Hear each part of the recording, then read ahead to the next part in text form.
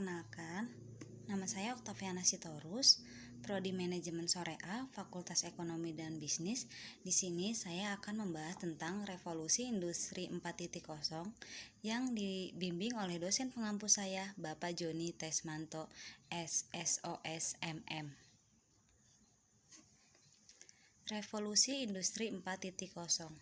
Pengertian revolusi industri 4.0 atau yang sering disebut dengan cyber physical system merupakan revolusi yang menitik beratkan pada otomatisasi serta kolaborasi antara teknologi cyber. Revolusi 4.0 ini sendiri muncul di abad ke-21 dengan ciri utama yang ada adalah penggabungan antara informasi serta teknologi komunikasi ke dalam bidang industri. Dengan kemunculan revolusi ini mengubah banyak hal di berbagai sektor, di mana yang pada awalnya membutuhkan banyak pekerja untuk menjalankan operasionalnya, sekarang digantikan dengan menggunakan mesin teknologi. Revolusi industri 4.0 menurut para ahli. Angela Merkel 2013. Definisi dari revolusi industri 4.0 adalah transformasi yang komprehensif yang menyelimuti keseluruhan aspek produksi dari industri lewat peleburan teknologi digital dan internet dengan industri konvensional. Skalkendal dan kawan-kawan 2015 menekankan bahwa revolusi industri 4.0 adalah lebih mengutamakan unsur kecepatan dari tersedianya suatu informasi, di mana seluruh entitas suatu lingkungan industri senantiasa terhubung dan bisa berbagi informasi satu sama lain. Kagerman dan kawan-kawan 2013. Revolusi industri 4.0 ialah integrasi dari cyber physical system atau CPS dan Internet of Things and Service (IoT) dan LOS ke dalam proses industri yang mencakup proses manufaktur, logistik, dan proses-proses lainnya. Jenis teknologi di dalam revolusi industri 4.0. 1. Internet of Things atau LOT. Internet of Things atau LOT yang merupakan sebuah konsep di mana sebuah objek yang memiliki kemampuan untuk dapat mentransfer data yang ada melalui jaringan tanpa diperlukannya interaksi antara manusia. 2. Big Data. Teknologi yang kedua dalam pengembangan yang terjadi di revolusi industri 4.0 adalah Big Data. Big Data merupakan istilah yang digunakan untuk menggambarkan volume data dalam jumlah yang besar, baik data yang terstruktur maupun tidak terstruktur. 3. Augmented Reality (AR) merupakan sebuah teknologi di mana menggabungkan antara benda dunia maya 2 dimensi dengan benda 3 dimensi yang ada ke dalam sebuah lingkungan nyata tersebut, kemudian memproyeksikan benda maya yang ada tersebut ke dalam waktu nyata. 4. Cyber Security. Cyber security yang merupakan sebuah bentuk upaya untuk melindungi segala informasi yang dimiliki dari adanya cyber attack. 5. Artificial Intelligence atau AI. Artificial Intelligence atau yang biasa disebut dengan AI.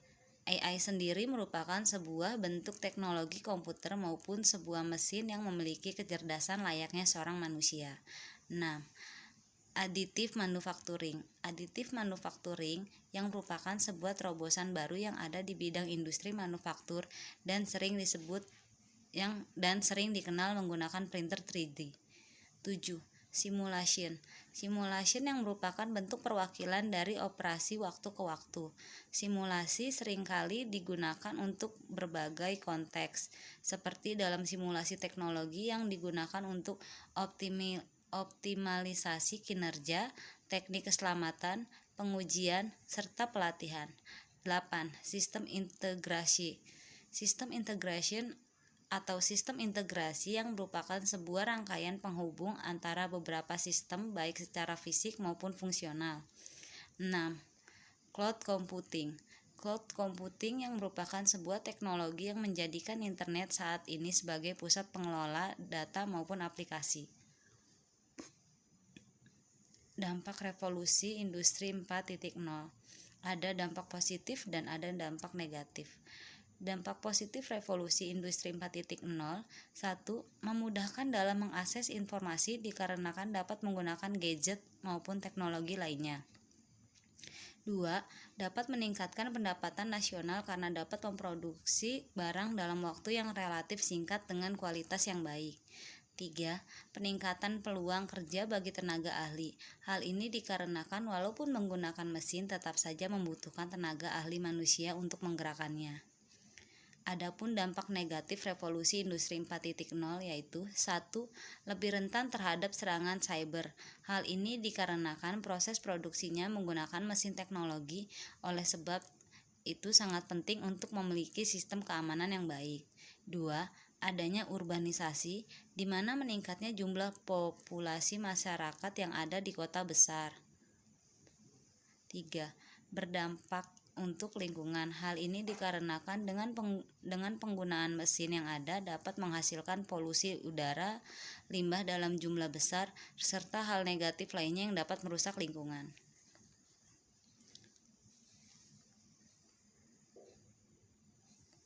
Transformasi digital dan perkembangan bisnis digital Indonesia.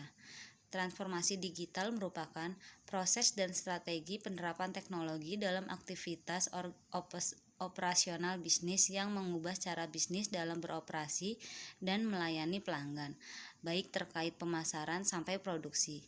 Dengan transformasi digital, bisnis dapat bertahan dalam persaingan melawan para kompetitor. 1. Transformasi digital sangat penting bagi para pengusaha dalam mengembangkan bisnisnya di masa pandemi, karena perubahan yang tidak dapat dihindari apabila perusahaan tidak bisa menyesuaikan dengan perubahan dan perkembangan teknologi, maka perusahaan akan kalah unggul dibandingkan dengan perusahaan yang bisa menyesuaikan dengan perkembangan teknologi. Bisnis menjadi lebih efektif dan efisien. Jika sebelumnya pemasaran dan penjualan produk dilakukan secara offline, sekarang perusahaan bisa memasarkan dan menjual produknya melalui berbagai media online, yaitu media sosial dan website. Dengan media online, pemasaran akan lebih efektif karena perusahaan dapat menjangkau pasar yang lebih luas serta akan lebih efisien dalam hal waktu operasional dan biaya yang dikeluarkan. 2. Transformasi digital sangat penting bagi para pengusaha dalam mengembangkan bisnisnya di masa pandemi, karena perubahan yang tidak dapat dihindari. Apabila perusahaan tidak dapat menyesuaikan dengan perubahan dan perkembangan teknologi, maka perusahaan akan kalah unggul dibandingkan dengan perusahaan lainnya. Kok ini nggak sama? Bagaimana transformasi digital bekerja? Sebuah perusahaan tidak dapat sepenuhnya menyadari manfaat digitalisasi kecuali ketiga komponen transformasi digital: orang, bisnis, dan teknologi bekerja bersama. Memasukkan komponen-komponen ini ke dalam budaya organisasi menuntut kepemimpinan yang kuat dari orang-orang seperti Chief Data and Analytics Officer atau CDAO, Chief Information Officer, CIO, atau bahkan CEO. Hasil dari kerjasama tersebut dapat menjadi bisnis yang berfokus pada pelanggan, yang berfokus pada memastikan setiap tindakan yang diambil dilakukan dengan mempertimbangkan pengalaman pelanggan. Organisasi yang berhasil dengan upaya transformasi digital dengan menggeser pola pikir, strategi, dan budaya mereka untuk mengimbangi perubahan kebutuhan dapat mencapai hasil seperti pengalaman digital terlibat. Sukses adalah menciptakan pengalaman digital yang terasa relevan, efektif, dan menarik secara emosional bagi pelanggan. Bisnis yang diubah secara digital tahu cara memberikan pengalaman yang benar-benar diinginkan pelanggan, alih-alih hanya mengandalkan produk atau layanan tradisional. Operasi digital, perusahaan harus responsif dan cukup gesit untuk memberikan pengalaman dan nilai layanan yang tepat bagi pelanggan. Untuk mencapai hal ini diperlukan teknologi dan proses yang tepat, memiliki orang dan keterampilan yang tepat, dan memiliki organisasi yang mendukung kolaborasi, eksperimen, dan inovasi. Inovasi digital ini sering dimulai dengan eksperimen di laboratorium inovasi dan pola pikir test and learn Namun, organisasi harus sama-sama fokus dalam membangun pendekatan inovasi yang dapat diskalakan dengan membutuhkan investasi yang tepat dalam meningkatkan dan memasukkan bukti konsep nilai tambah ke dalam produksi. Ekosistem bisnis digital, infrastruktur, SDM, dan permodalan. 1. Digital Business Infrastruktur. Digital Business Infrastruktur mengacu pada kombinasi perangkat keras seperti server atau klien komputer desktop dan perangkat seluler. Jaringan yang digunakan untuk menghubungkan perangkat keras ini dan aplikasi perangkat lunak yang digunakan untuk memberikan layanan kepada pekerja dalam bisnis dan juga untuk para mitra pelanggannya. Infrastruktur juga mencakup arsitektur jaringan, perangkat keras, dan perangkat lunak, dan di mana letaknya. Akhirnya, infrastruktur juga dapat dipertimbangkan untuk memasukkan metode untuk mempublikasikan data dan dokumen yang diakses melalui aplikasi.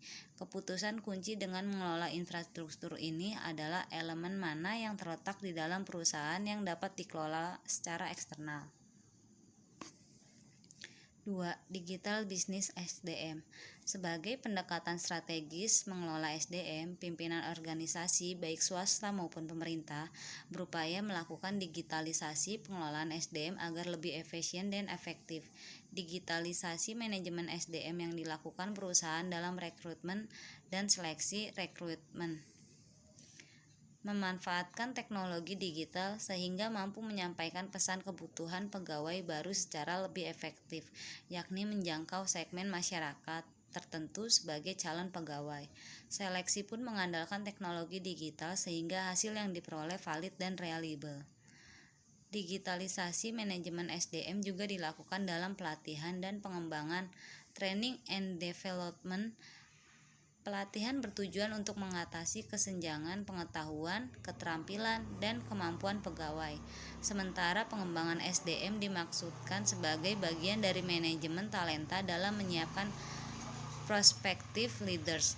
Baik pelatihan maupun pengembangan SDM menggunakan platform digital e-learning atau Massive Open Online Course atau MOOC.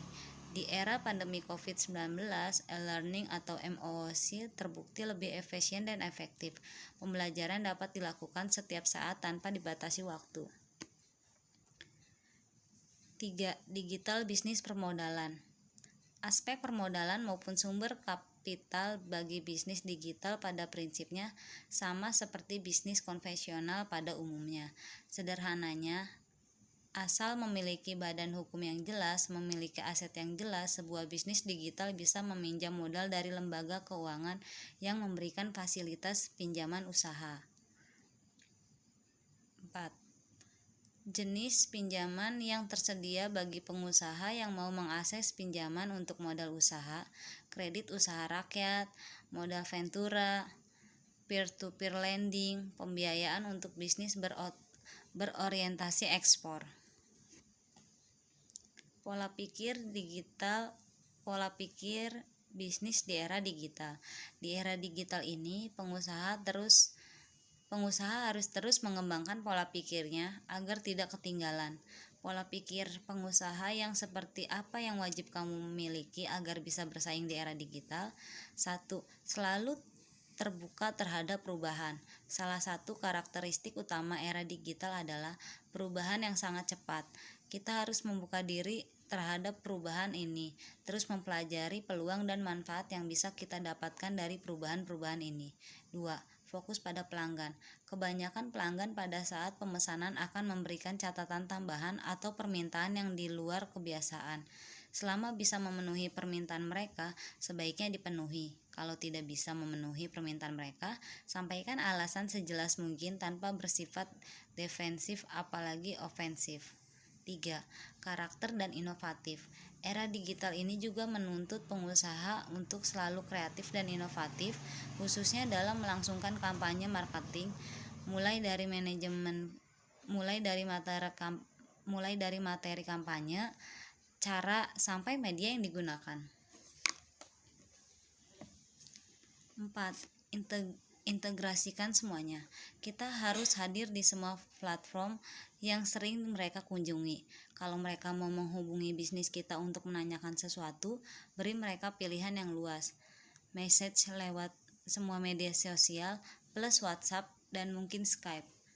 5. Human touch. Meskipun kita sudah mengintegrasikan semua teknologi digital dalam bisnis, kita masih harus mengedepankan faktor manusia, khususnya untuk berinteraksi dengan pelanggan. Konsumen masih dan akan selalu senang kalau kamu bisa mengingat nama atau kisah yang pernah mereka ceritakan kepada kita. Mengidentifikasi resiko bisnis digital. Bisnis digital membutuhkan perencanaan yang baik dalam mengatasi permasalahan yang terjadi. Hal pertama yang harus dilakukan adalah kalian harus mengetahui masalah yang biasa sering dihadapi. Berikut 5 tantangan yang dihadapi oleh pelaku bisnis digital. 1. KPI yang ketinggalan zaman. Terkadang perusahaan yang sudah memutuskan untuk merambah dunia digital masih menerapkan KPI lama. Hal ini bisa mempengaruhi penilaian dalam performa perusahaan. 2. Tidak ada peremajaan dalam organisasi perusahaan. Era digital erat kaitannya dengan anak muda. Karena itu, banyak perusahaan digital mempekerjakan anak muda mengingat mereka dinilai memiliki karakteristik yang cocok untuk era digital. Sayangnya, hal sulit dijalankan oleh perusahaan yang kurang tenaga anak muda.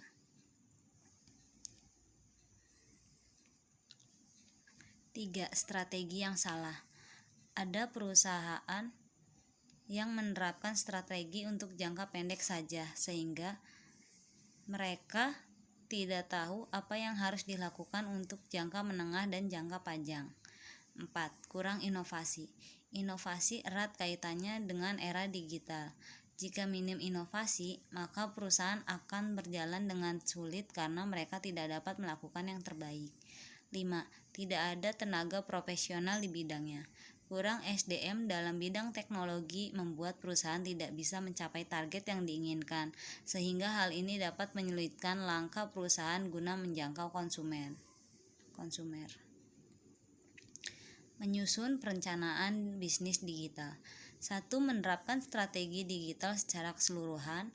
Saat sebuah perusahaan memutuskan untuk terjun ke era digital, maka semuanya juga harus diubah agar lebih praktis dan efisien. Hal-hal tradisional perlu diubah agar membuat operasional berjalan lebih efektif. Dalam hal ini, ada banyak yang harus diubah, contohnya keuangan. Sistem keuangan modern telah menerapkan pencatatan laporan keuangan secara otomatis dalam software akuntansi. 2. Percepatan kinerja dan pengembangan. Untuk mempercepat perkembangan perusahaan, kamu bisa menerapkan sistem kerja modern yang mengedepankan hasil dan cara yang efektif. Hal ini dipercaya bisa membantu semua orang untuk bekerja lebih efisien. Salah satu contoh yang bisa dilihat adalah jam kerja fleksibel yang membantu orang-orang untuk bekerja lebih nyaman dan bisa memberikan efek positif terhadap perusahaan. 3. Sinkronisasi antar lini. Sebuah perusahaan yang baik tidak akan mencapai target yang mereka inginkan tanpa kerjasama yang baik. Karena itu, setiap divisi harus terkoneksi dalam bekerja sama dengan baik sehingga mereka bisa kompak dalam mencapai tujuan yang sama untuk kemajuan perusahaan. 4. Mengembangkan SDM yang dimiliki. Karyawan merupakan aset perusahaan yang penting. Untuk mendapatkan karyawan yang loyal dan berkualitas, perusahaan tidak perlu repot-repot untuk mencarinya. Yang perlu dilakukan adalah menciptakan ekosistem kerja yang baik dengan membuat karyawan nyaman dan mengalami perkembangan sehingga mereka bisa tetap nyaman dan tentram saat bekerja. Kesimpulan. Perusahaan yang bergerak di bidang digital mempunyai waktu yang fleksibel, dapat dilakukan dimanapun dan kapanpun, tidak terikat dengan peraturan yang ada. Tetapi perusahaan yang bergerak di bidang digital dituntut untuk bergerak cepat dalam menyesuaikan diri akan perkembangan dunia. Jika tidak, perusahaan terancam tidak berkembang dan bisa tergusur oleh pergeseran era yang kencang. Dalam hal ini, kamu perlu mengatasi pergerakan yang ada dalam sebuah perusahaan. Jika sudah memutuskan untuk bergerak di bidang digital, maka penting bagi perusahaan untuk turut menyelaraskan semuanya agar bisa berjalan dengan efektif dengan mengatasi tantangan-tantangan yang ada. Perusahaan tentunya mampu bergerak dengan mantap guna menjadi yang terbaik dalam bisnis digital saat ini. Sekian presentasi dari saya. Mohon maaf apabila ada salah kata. Terima kasih.